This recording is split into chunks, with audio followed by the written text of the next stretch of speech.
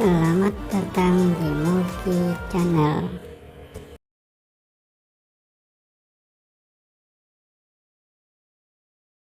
Beliau, Assalamualaikum warahmatullahi wabarakatuh, dok. Waalaikumsalam warahmatullahi wabarakatuh. Kabar baik dan sehat ya, dok ya? Alhamdulillah. Alhamdulillah. Ya. Nah, Iwan Ahwat, kita kedatangan tamu yaitu Dr. Karissa Grani, MMAAAK. Iya. Ya, gelarnya itu apa ya, dok ya, dok? Ini Dr. Karissa ini dokter gigi ya, dok ya? Iya. Itu belakangnya apa tuh, dok, spesialisasinya? Oke. Kalau di RG dokter gigi ya. Iya. Kalau MM Magister Manajemen. Kebetulan saya ngambil kesehatan rumah sakit. Ya. Karena terkait dengan faktor pekerjaan juga sering audit rumah sakit, tapi kalau nggak mempelajari manajemen rumah sakitnya Iya, kan nggak iya, pede iya. ya. Kemudian kalau AAAK itu Ajun Ahli Asuransi Kesehatan. Sebenarnya itu lebih kayak tambahan aja sih untuk waktu itu ikut sertifikasi seperti Iya, iya. itu. Ya. Baik. Nah, Iwan Ahwat, Dr. Karissa ini revert ya, memeluk Islam itu setahun yang lalu, dok ya? Ya, Belum, 15 mungkin Maret. Oh, Maret ya, 15 Maret sudah 2020 ya, ya. 15 Maret 2020 ya. Ya. Alhamdulillah, nah, Iwan Ahwat, di kesempatan ini kita akan mendengarkan kisah perjalanan bagaimana Dr. Karissa bisa kembali memeluk Islam gitu Ya. kan ya. Masya Allah. Nah, dok, mungkin yang pertama kita ingin tahu sih sosok Dr. Karissa tuh latar belakangnya seperti apa sih, lahir di mana, keluarganya gimana gitu. Silakan, dok. Iya, salam kenal semuanya. Assalamualaikum warahmatullahi wabarakatuh. Saya bersyukur sekali, alhamdulillah boleh diundang ke sini. Alhamdulillah. Perdana juga nih untuk sharing ini gitu ya. Di hadapan media sih gitu. Nah, kalau latar belakang saya lahir 26 Juli 1984. Jadi mau 37 tahun Iya, ini. Dari kecil dibesarkan dalam keluarga Kristen. Kemudian saya 2010 menikah. Kemudian sampai saat ini dikaruniai 3 anak. Nah, mantan suami saya hamba Tuhan dulu ya. Kemudian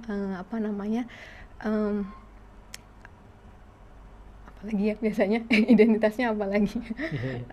Sekarang saya bertugas sebagai PNS Lahir di Jakarta di mana, Barat. Lahir di Jakarta. Di Jakarta sudah, juga, iya. jadi emang dari kecil di Jakarta ya? Iya. Iya.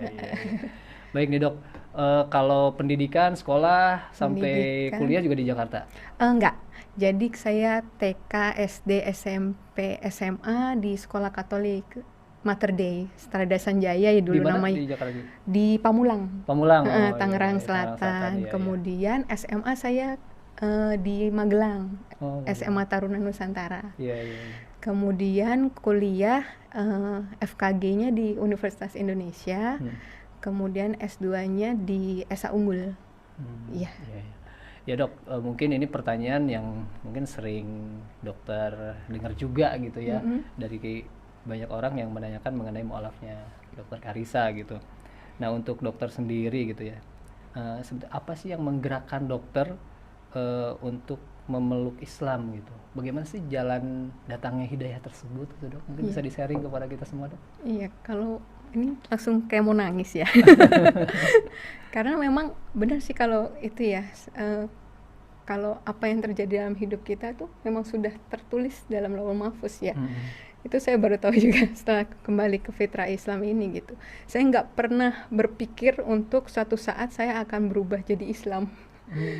Dengan latar belakang keluarga saya seperti itu, kemudian suami juga pendidikan juga dari kecil sekolah Katolik ya mayoritas gitu. Kemudian dari suku juga kan nggak mayoritas adalah non Muslim gitu kan. Jadi nggak pernah ada dalam pikiran saya akan sampai saat ini gitu ya. Jadi suatu hari di awal bulan Maret itu, awal-awal pandemi. Iya, tahun lalu. Ya, itu kan kita lagi mulai digalakkan untuk pakai masker, sering cuci tangan, terus nggak boleh jabat tangan gitu ya. Entah kenapa saya berpikirnya saat itu kayak melihat wanita muslimah yang jaga wudhu, yang nggak boleh salaman gitu kan. Dulu ada beberapa teman kantor saya juga yang nggak mau salaman gitu kan sama lawan jenis. Itu betul. Saya dulu juga kayak rasanya gitu banget gitu Aneh dulu gitu mikirnya ya. ya terus atau ngelihat wanita yang pakai cadar gitu kan kayaknya, terus kalaupun mereka foto atau apa itu emang kelihatan ya, atau suaminya emang nggak ketuker ya atau apa. Sampai sempat ya mohon maaf sempat bercandaannya ya Iya, seperti iya, itulah ya gitu.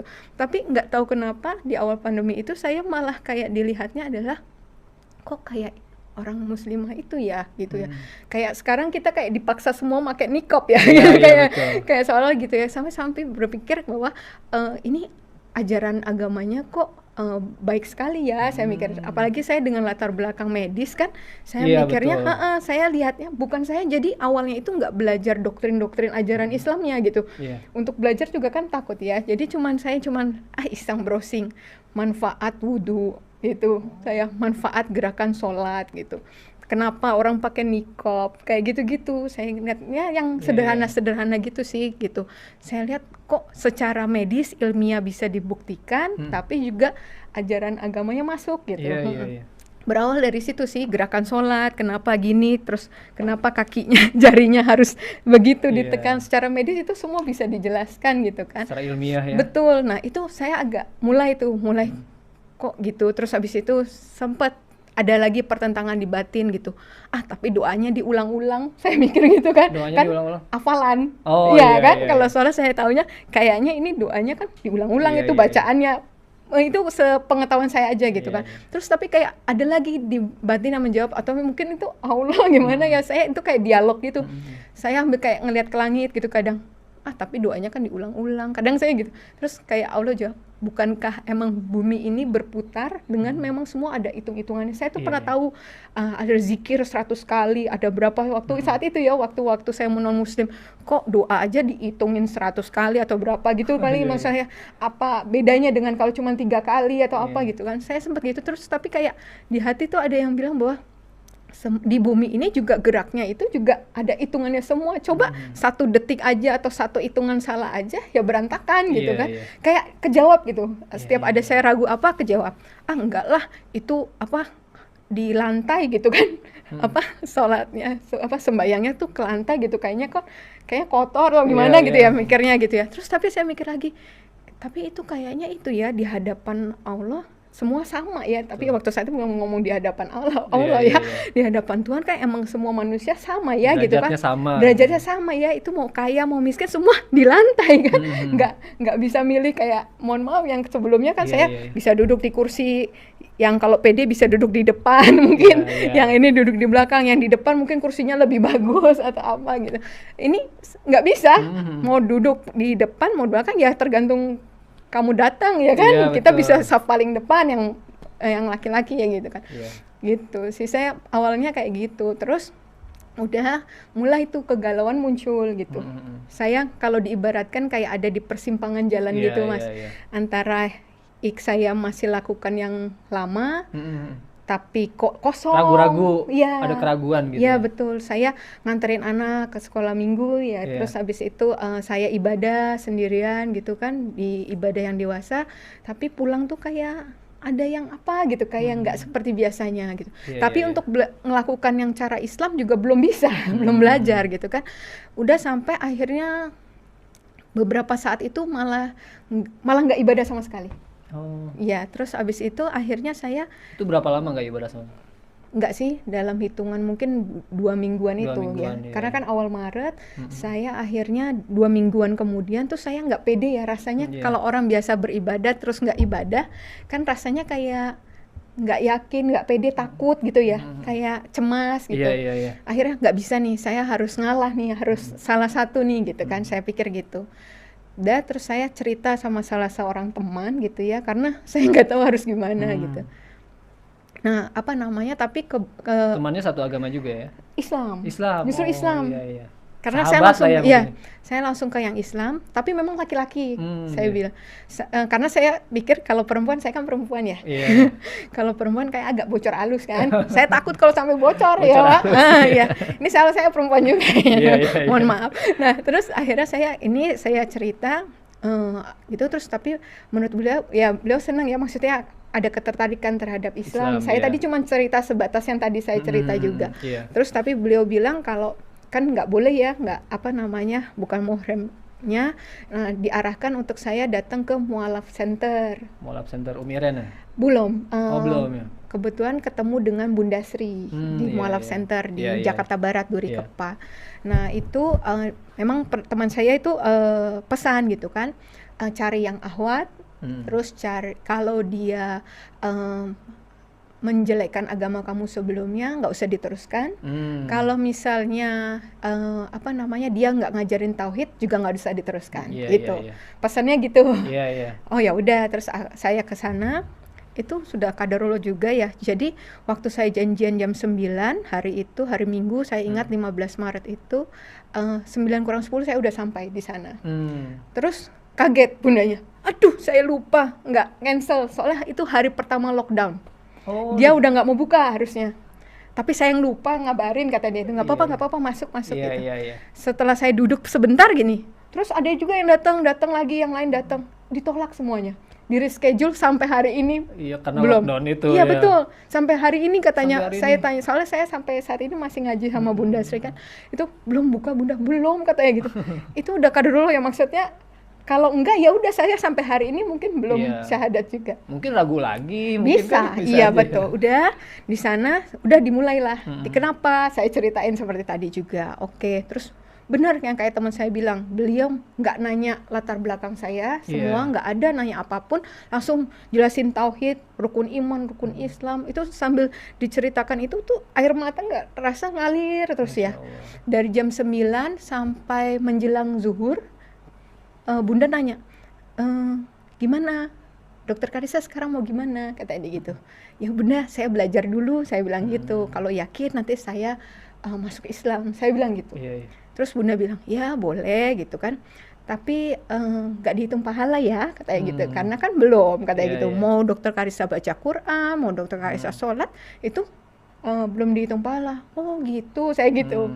Emang kalau syahadat isinya apa Bunda? Percaya bahwa Allah itu Esa, percaya, saya bilang. Percaya Muhammad utusan Allah, percaya, saya bilang gitu. Ya udah itu isinya syahadat. Ya udah saya syahadat, saya bilang gitu. Gak ada mikir gimana tuh, gak ada saat itu. Dan memang Bunda juga kan gak jelasin apapun di luar tauhid itu kan. Udah gitu, Bunda ngambilkan gamis, kerudung, saya azan zuhur saya dibimbing ucap syahadat. Bunda bilang sih pas terakhir itu, ini informal ya, kalau misalnya Dokter Karissa nanti lebih yakin mau diulang di masjid dengan saksi lebih banyak, silakan, katanya gitu. Tapi nggak tahu kenapa di hati saya ngerasanya ini nggak informal, karena sudah di hadapan Allah, gitu kan. Saya nggak ada mundur lagi, karena ini udah di hadapan Allah kan nggak mungkin main-main gitu kan, gitu. Jadi dengan bekal itu aja saya masuk Islam. Setelah syahadat ada perubahan syahadat dalam diri nggak gitu? Maksudnya ngerasa lebih gimana gitu atau? Belum sih, belum. Jadi itu kan masih biasa aja gitu ya? Saya cuma bekal tauhid doang itu berarti kan, Mas. Nah terus habis itu saya itu zuhur, saya itu nyari mukena karena saya pikir asar saya udah harus sholat. Iya, saya cerita teman saya kan, dia bilang emang udah bisa pakai YouTube, belajar dari YouTube. Pakai YouTube itu pun yang anak-anak, supaya pelafalannya pelan-pelan gitu kan. Udah beberapa kali tuh pakai YouTube, sampai akhirnya hari Rabu itu waktunya saya masuk kantor, udah WFO lagi. Waduh, saya harus cerita ini sama satu temen yang perempuan, karena saya harus jamaah kan, sholat jamaah, nggak mungkin saya tapi pasang pakaian YouTube. belum kerudung. Belum kerudung, terus saya bilang harus bilang yang perempuan nih, nggak mungkin saya nyalain YouTube di masjid kan, nggak mungkin kan. Ya udah akhirnya saya cerita sama salah satu teman di kantor yang kerudungnya panjang. Saya nggak tahu harus pilih yang mana kan. Terus habis itu saya bilang, Bu, aku hari Minggu kemarin syahadat. Allahu Akbar, Masya Allah, benar-benar Kak nangis, dia langsung nangis kan. Kenapa Dokter Ica kan tahu saya gimana, tahu mantan suami saya bagaimana gitu. Kenapa Dokter Ica? Saya ceritain lah seperti itu. Terus, aku ikut senang ya. Tapi Dokter Ica mikir nggak sih? Katanya gitu kan, orang dapat hidayah kan sebelum nikah. Ini kan kamu udah menikah, udah punya 3 anak. Berat lah kalau berantakan udah gitu. Pasti berantakan gitu. Udah tahu rencananya mau gimana? Enggak Bu, enggak tahu. Aku bilang gitu. Dokter Ica tahu kalau setelah kemarin hari Minggu syahadat dokter Ica haram sama suami, dibilang gitu. Lebih kaget lagi saya, nggak dibilangin saya. Oh gitu Bu, saya gitu, saya di dalam hati kaget, tapi keluarnya itu oh gitu Bu, kayak ya udah gitu. Iya. Mungkin itu sudah jalan Allah. Kalau tadinya bunda mungkin nanya-nanya suami gimana gini-gini, terus akhirnya nih kamu kalau nanti syahadat jadi haram gini-gini, mungkin saya berpikir lagi untuk enggak ini gitu. Ya namanya rumah tangga pasti ada masalah kan, ada masalah gitu. Cuman selama ini kita bertahan gitu kan, karena ya kita taunya Tuhan benci perceraian di agama apapun ya, itu kan. Cuman ketika udah seperti ini dan ini harga yang harus saya bayar istilahnya ya, saya udah mikirnya saat itu udah yang terburuk ya, saya cuma mau taat aja kan saat itu ya.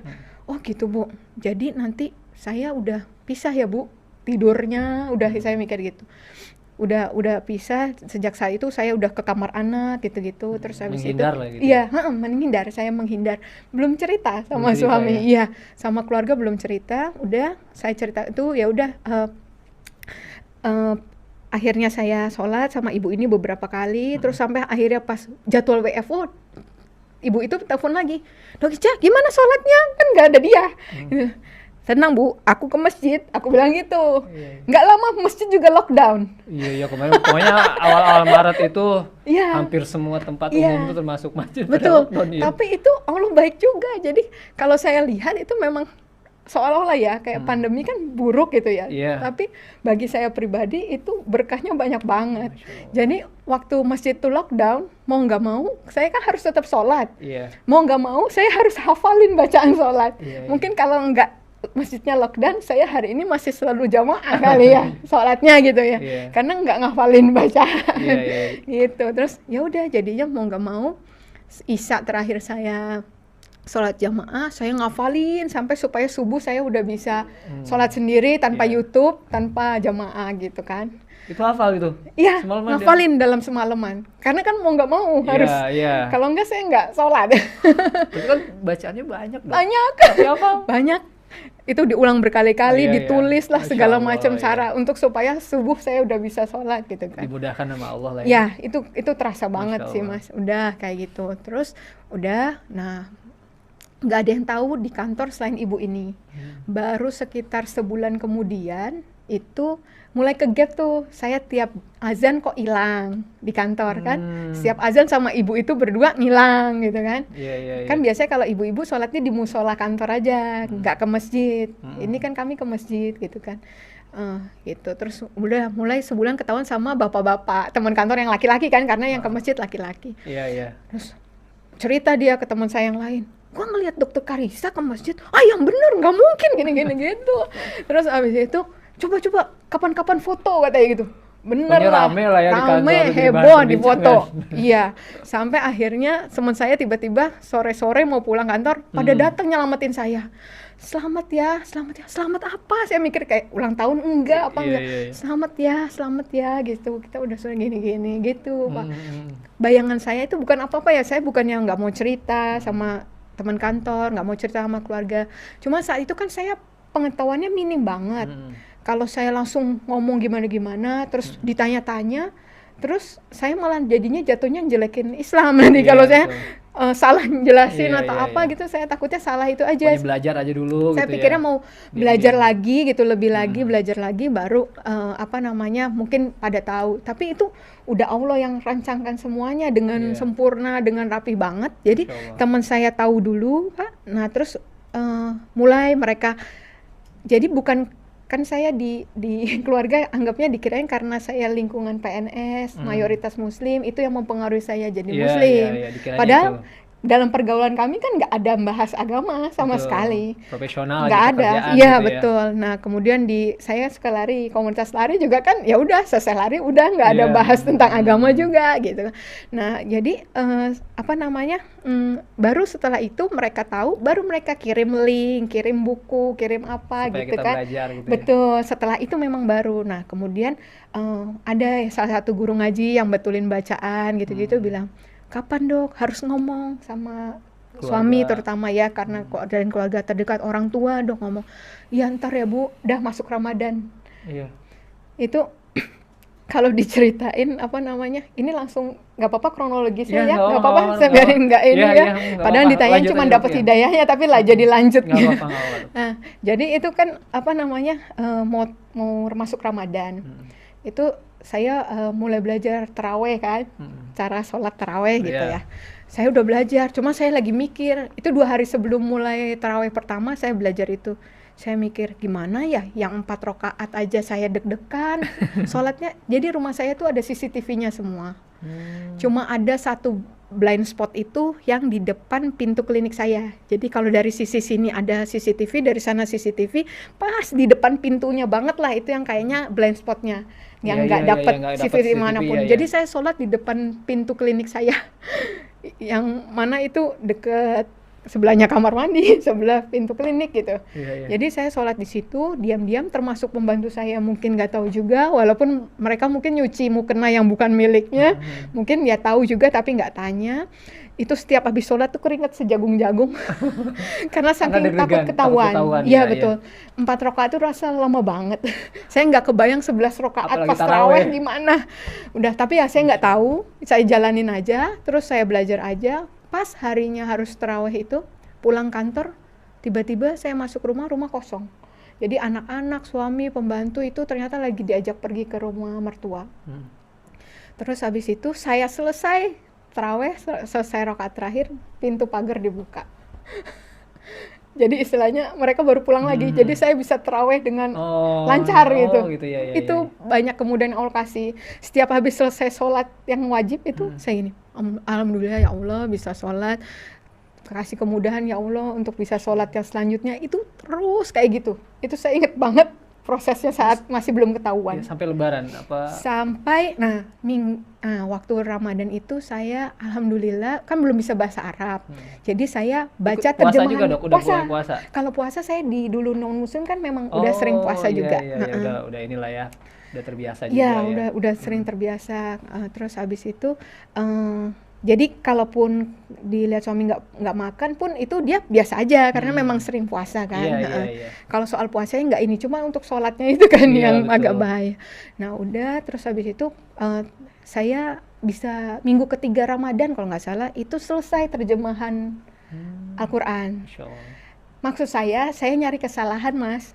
Itu saya niatnya baca itu sampai tuntas cepet-cepet supaya saya kalau ada salah nggak jadi, mumpung yang tahu baru dikit. Maksud saya tujuannya itu gitu kan. Kalau nggak ini ya udah mungkin bisa nggak jadilah, kalaupun emang ada kesalahan fatal lah gitu ya.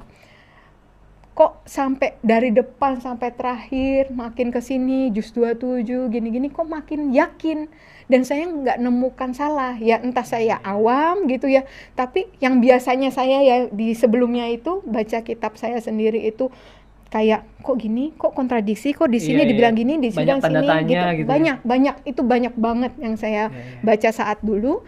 Pas dibandingkan dengan ini harusnya kan lebih banyak lagi untuk kitab yang baru gitu ya. Iya, iya. Yang nggak familiar gitu, harusnya saya lebih banyak lagi pertanyaan. Entah kenapa enggak. Satu pun pertanyaan enggak. Masya Allah, Gitu. Masya Allah. Itu saya sampai heran gitu. Sampai saya akhirnya bilang ke ustazah yang benerin bacaan saya bilang, "Bu, kayaknya sebentar lagi nih." Sebentar lagi apa? Keluarga saya tahu. Saya bilang gitu. Saya rasanya karena saya mintanya kan Allah bekalin dulu. Allah bekalin dulu. Iya, iya. Saya belum baca yang lain-lain selain Al-Quran. Karena pesannya Bunda saya waktu itu juga, udah kamu baca aja Al-Quran dulu, nanti hadis, udah baru buku-buku yang lain, karena itu kan yang Iya, manusia ya. Kemudian udah saya bilang, Bu, sebentar lagi nih, saya bilang gitu. Bener, April saya ketahuan teman kantor, 15 Mei ketahuan suami. Selesai sholat Isya, itu saya rasanya perlengkapan sholat itu udah saya simpan dengan baik. 15 Mei itu sudah setelah Lebaran kalau salah ya, tahun lalu ya? Belum. Oh belum ya? Belum. Masih Ramadan? Belum, masih Ramadan. Masih Ramadan, iya, iya. 15 Mei itu masih Ramadan itu. masih Ramadan. Saya Isya terus ketahuan alat sholatnya udah diancam mau dibunuh. Saat itu juga dong. Saat itu juga. Terus saya kan dikasih HP sama temen yang udah mulai tahu kan, ngasih HP untuk cadangan kalau ada apa-apa, karena mereka udah tahu kalau mualaf tuh akan kayak gimana gitu ya.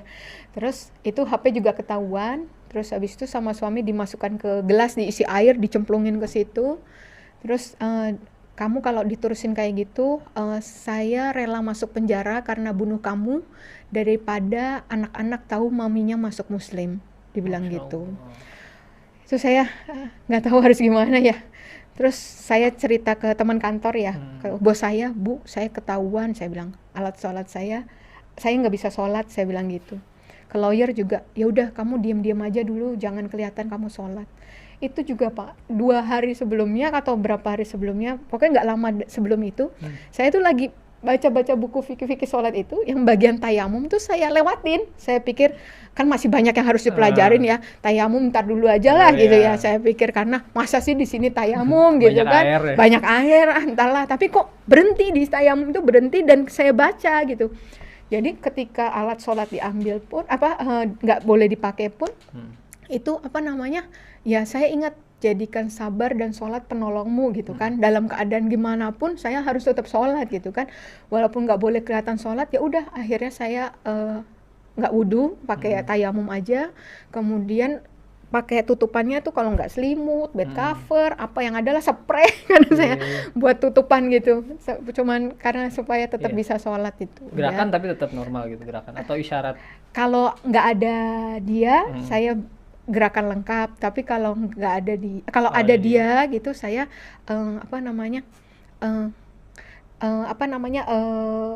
pakai Isyarat kayak gitu. yang tayamum itu, kayak apa sholat yang itu ya, Iya. sholat yang nggak pakai itu. Kayak di perjalanan Ya, gitu kayak sholat di duduk, perjalanan iya, gitu, yang nggak gitu, nggak nggak wudu. kelihatan banget kalau itu gitu.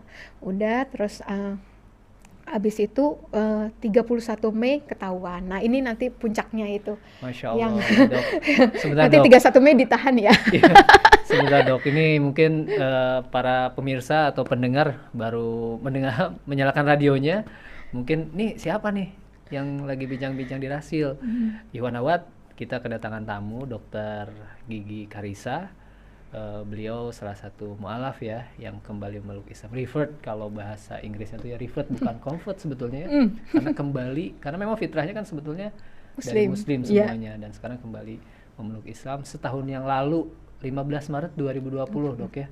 Masya Allah, tadi di awal Dokter Karissa menjelaskan ternyata pandemi ini memberikan Masya Allah ya hikmah buat Dokter Karissa. Malah dengan pandemi ini gitu ya, Allah tuh memberikan jalan hidayah buat Dokter Karissa. Bagaimana tadi Dokter Karissa menceritakan, lihat muslimah memakai niqab atau cadar, mereka tidak bersentuhan dengan yang bukan mahram. Ternyata secara beliau seorang dokter, secara ilmiah, secara sisi kesehatan, Masya Allah luar biasa. Dari situ salah satunya tadi diceritakan menjadikan datangnya hidayah ya, Dokter Karissa. Nah, barusan Dokter Karissa ingin menceritakan puncak dari ujian lah, ujian terbesar mungkin ya Dok ya,